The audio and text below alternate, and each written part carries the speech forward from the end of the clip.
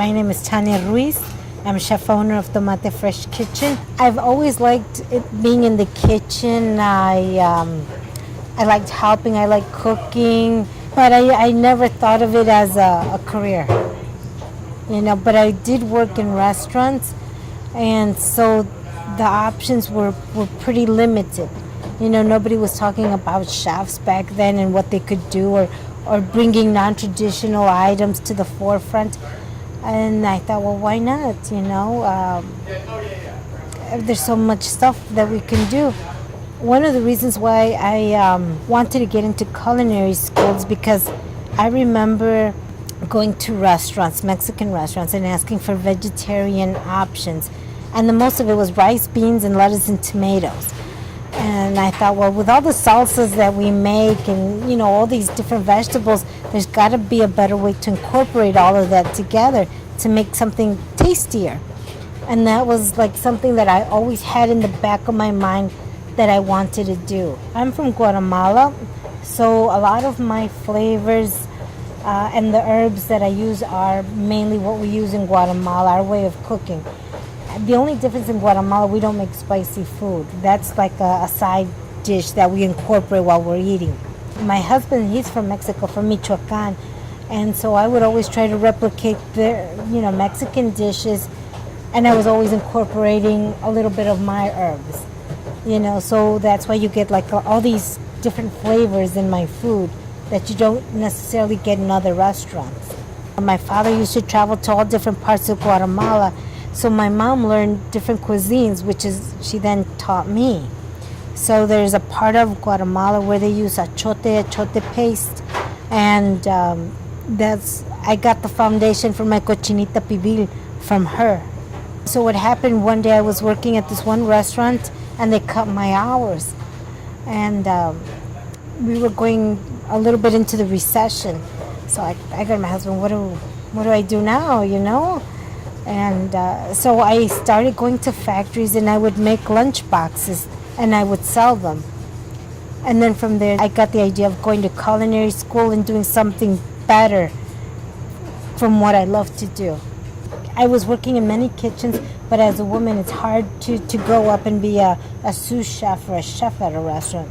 I was really bothered by all of this, so I started making sorbets at farmers markets. I felt I was beginning, and I just needed like a stepping stone to see what I could do, where my flavors would go, how people would react to my flavors. And then it started getting cold, and I told my husband, what do we do now, right? I love going to the farmer's market, but nobody wants to eat sorbets, when it's cold. And he's like, well, think about what you want to do. And I'm like, I don't want to do tacos. I want something simple, something different, grab and go. And I thought of empanadas, and I thought of my mother's recipe. So I came and I started tweaking it so that I could bake them instead of frying them until I got the recipe that I wanted. And from there it started. We would gather the produce from the farmers markets and make fillings. And then that's what started it all. So from there we started doing the Andersonville, the Glenwood market, the Evanston indoor market, and then those came out to be in the summertime for outdoor markets. One day I just happened to be coming down on Noy Street, and I saw this little place with a for rent, and I called, and the rest is history from there. Well, money was a challenge. We didn't have money to start up with, so it's basically we opened up with whatever we were making at the farmer's market. We would buy little bits and pieces of equipment, like the pots and pans were all from my house. We really just started with almost nothing. We didn't have money for the next month's rent. We didn't have a business plan. We were expecting to have a few people coming in, and how they say like your first 2 years, sometimes it's negative. And it just so happened that the first day we opened up, we had a line out the door all the way until like from 10 to 3:30, I remember. And that whole month we couldn't keep up. We couldn't keep up. So that was amazing. I think people like it because it's a small place. It's family owned. Polo knows people's names and what they like to order. It's a family atmosphere, friendly atmosphere.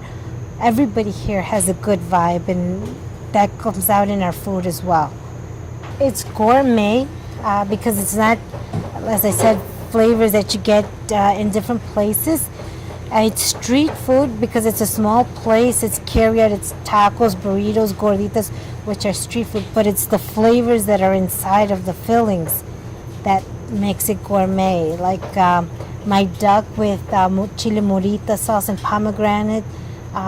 That's something very different that you don't see anywhere else, much less in a taqueria. So we make our rice here, we make our beans here, all the fillings, everything we do. Every day people see us and we're cutting, we're prepping, because it goes so fast, so you know you're getting fresh food.